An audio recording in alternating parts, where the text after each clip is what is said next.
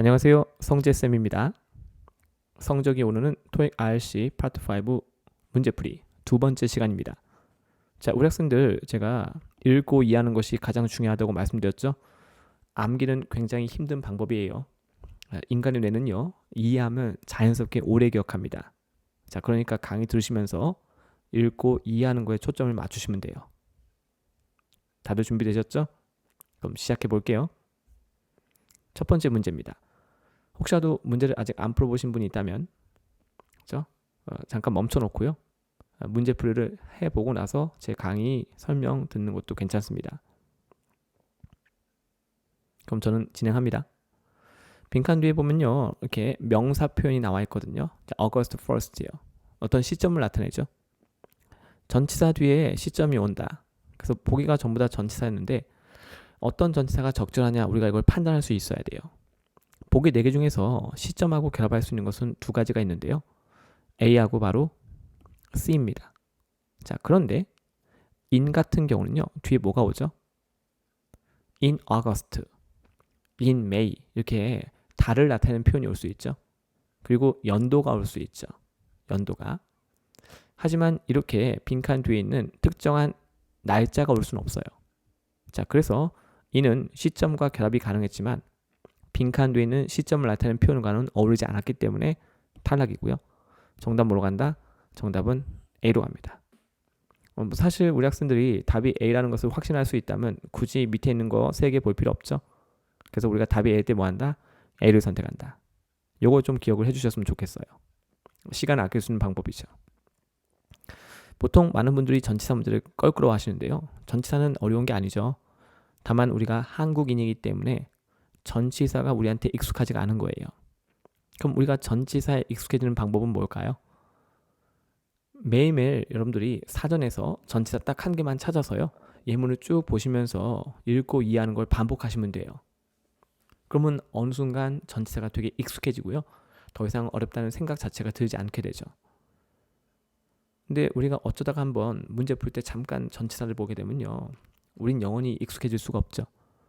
그래서 하루에 딱 한 개라도 좋으니까 사전에서 찾아서 예문을 쭉 보고 읽고 이해하고 넘어가는 것만 반복해 주시면 돼요. 그러면 어느 순간 전치사가 굉장히 편해집니다. 설마 원어민들이 전치사를 따로 뭐 암기했거나 이러진 않았겠죠? 그래서 지금 정답 선택되는 바이 뒤에는 뭐가 온다? 시점이 온다. 전체적인 맥락을 보면 어때요?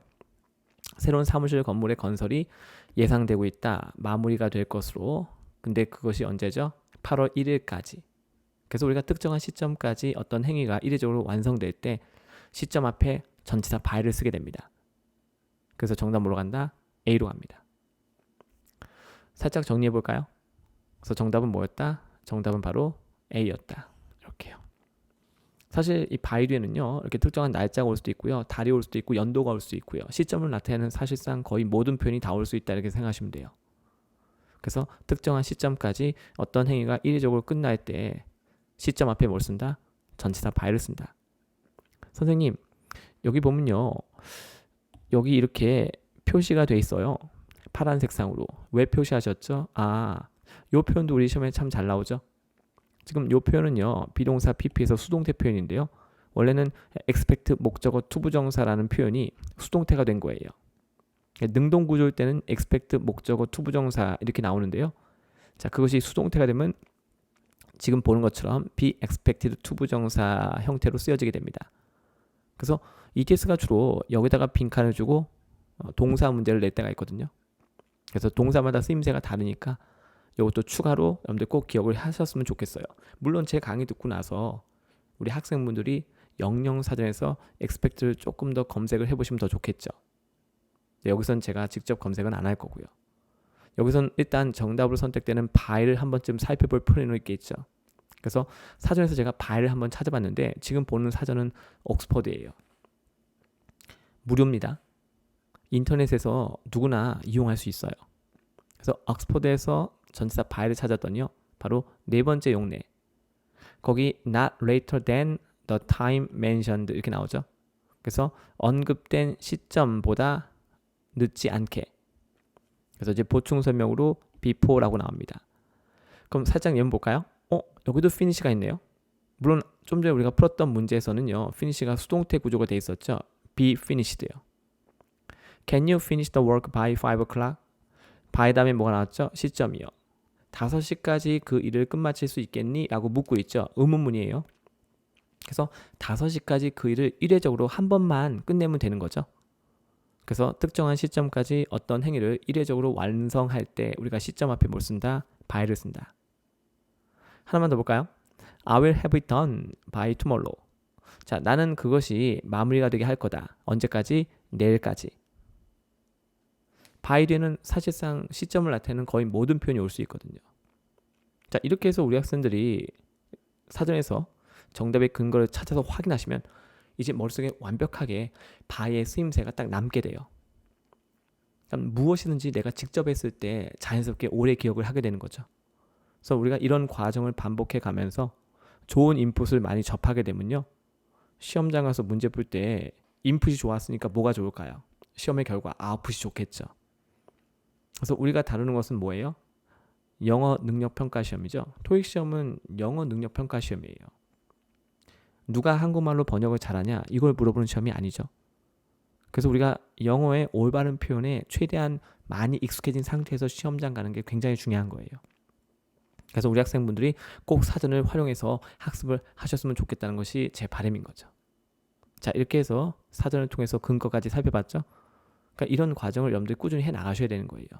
처음에는 사전을 이용하지 않았던 분들은 조금 껄끄러울 수 있어요. 시간도 많이 걸리는 것 같고, 하지만 하면 할수록 굉장히 빨라지고 어느 시점에서 실력 향상은 거의 기하급수적으로 이렇게 이루어지게 돼요. 그러니까는 적응하는 그 기간을 조금만 여러분들이 잘 견뎌내 주시면 돼요. 제가 차근차근 여러분들한테 어떻게 공부하는지 말씀드릴 거니까. 자, 이렇게 해서 우리가 첫 번째 문제를 한번 다뤄봤습니다. 다음은 두 번째 문제입니다.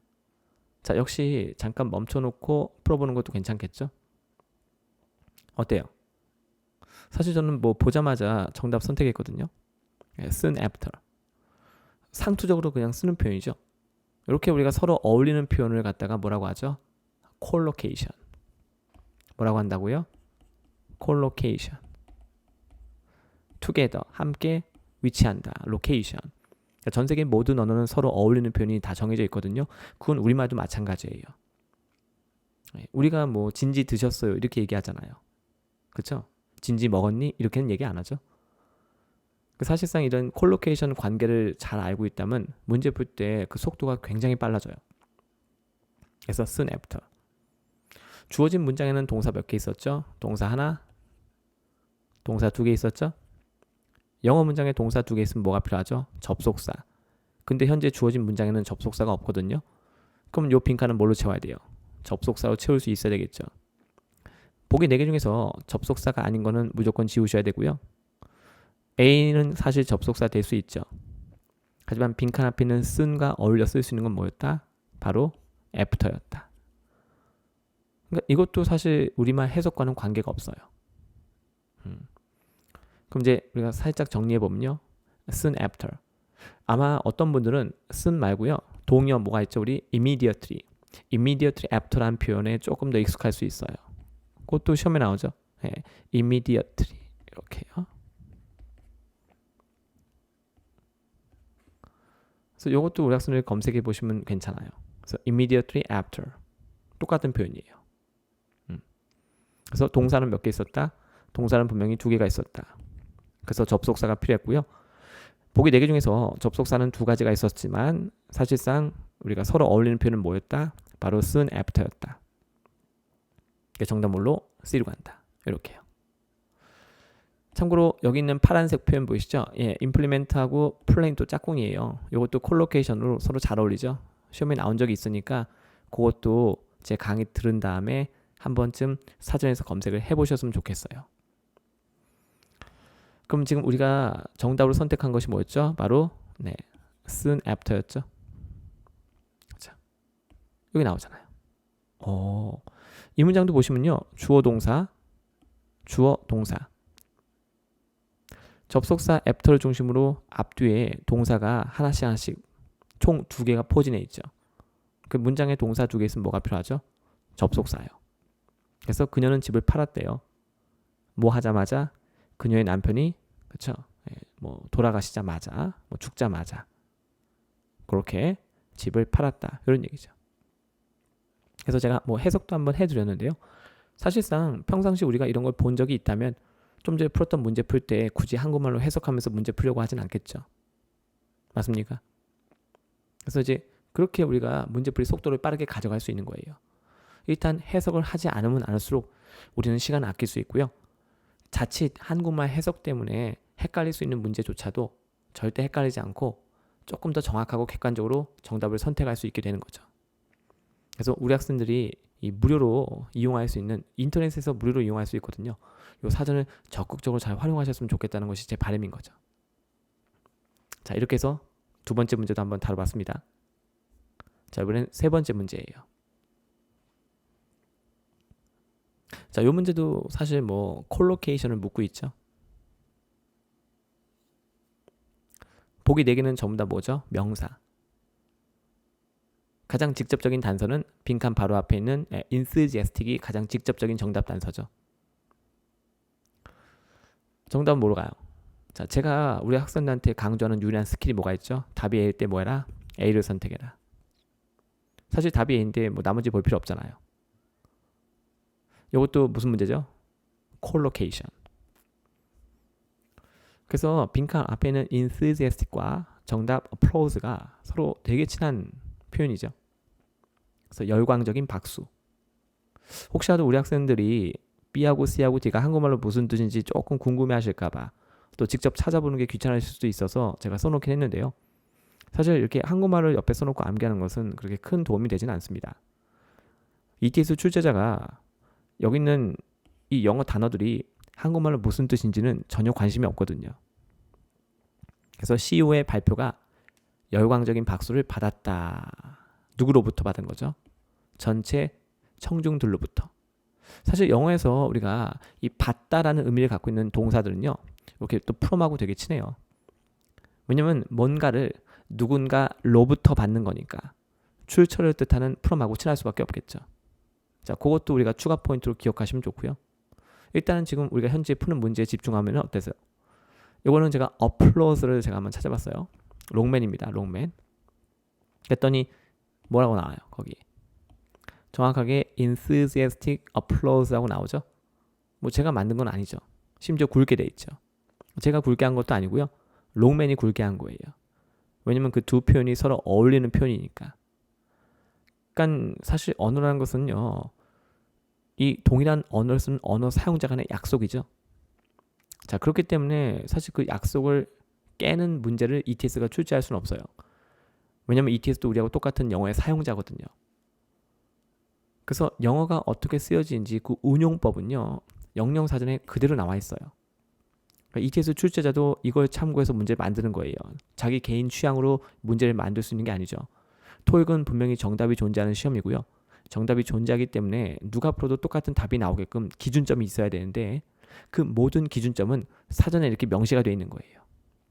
그래서 평상시 좋은 인풋을 많이 보시면 그만큼 문제 풀 때 우리 학생분들한테 유리한 거죠.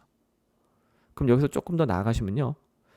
지금 이거는 제가 applause를 찾은 거잖아요. 그럼 이제 우리가 enthusiastic을 한번 찾아보는 건 어떨까요? 이렇게요. 똑같은 롱맨에서 제가 찾은 건데요. 이번엔 뭘 찾았다고요? enthusiastic. 그랬더니 역시 콜로케이션 박스 안에 이렇게 applause하고 같이 나와 있어요. 예문에도 그대로 나와 있죠. 참고로 applause는 이때 불가산 명사이기 때문에 단복수 표시를 못합니다. 단복수 표시를 할 수가 없어요. 그래서 이 앞쪽에 관사도 없고요. 뒤에 복수 형태를 표시 못합니다.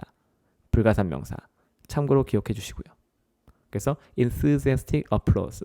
이 두 가지가 서로 짝꿍이라는 것을 완벽하게 우리가 확인했죠. 자, 공부하실 때 이렇게 확신을 가지고 계속해서 공부를 하게 되면요. 시험장 가서 문제 풀 때도 어떨까요? 굉장히 자신감을 갖고 문제를 풀게 돼요. 그게 정말 중요한 거예요. 그래야지 온전히 그 다음 문제 풀 때 그 다음 문제만 집중할 수 있거든요. 자, 그렇지 않고 내가 풀었던 문제에 확신이 없으면 우리는 그 다음 문제 풀 때도 우리의 정신이 분산될 수밖에 없겠죠. 자, 그러다 보면 스트레스를 받게 되고 결국 그런 스트레스가 쌓이게 되면 시험 막판에 가서요. 집중이 안 돼요. 자꾸만 뭐 파트 7 지문을 읽어도 전혀 집중이 안 되는 거예요. 왜냐면 이미 많은 스트레스를 받았기 때문에. 그래서 최대한 스트레스를 받지 않고 우리가 문제 푸는 게 중요한데, 그러려면 내가 선택하는 답이 정답이다라는 확신이 필요한 거예요. 다들 이해하셨죠? 자, 이렇게 해서 제가 공부하는 방법을 또다시 한번 여러분들한테 보여드렸어요. 이렇게 해나가시면 돼요. 막 하루에 뭐 엄청나게 많은 문제를 풀고 막 그래야 될 것 같지만 사실 그렇지 않아요. 하루에 내가 꾸준히 제대로 공부해서 10점씩만 올리겠다라는 그런 각오로 하시면 괜찮아요. 그럼 어느 순간 이 더디게 올라갔던 점수가요, 기하급수적으로 올라가요. 그런 순간이 반드시 옵니다. 그러니까 우리 학생들 저랑 같이 차근차근 이렇게 사전을 활용해서 정말 정확하고 제대로 공부하는 거에 익숙해지는 과정을 좀 겪어봤으면 좋겠어요. 자, 여기까지 성재쌤이었습니다. 스스로를 사랑하세요. 다음에도 좋은 문제로 다시 돌아오겠습니다. 감사합니다.